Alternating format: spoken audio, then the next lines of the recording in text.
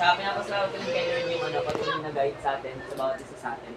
Kung saan man tayo magpunta, kung saan man tayo dalhin, kung saan man tayo magdaan. Nandiyan yung Lord para sa atin lahat.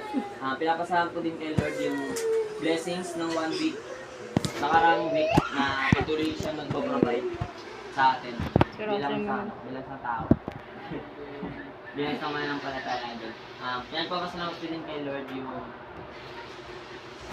kalakasan at yung pagbangon niya sa bawat isa sa atin sa araw-araw. Kasi hindi ko man alam o isa man sa atin na meron tayong kanya-kanyang pinagdadaanan sa buhay. Which is, thankful ako kasi nalalabanan natin, saka thankful din ako kay God kasi nandiyan siya para sa atin. Nagpapasalamat din ako kay Lord sa buhay ko na patuloy niya yung ginagamit.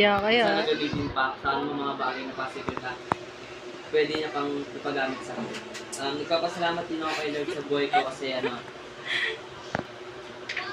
may mga virtual vision sa buhay ko.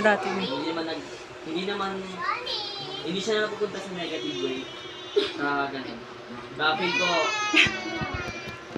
ginagay talaga ako ni Lord kung ang vision ko sa buhay.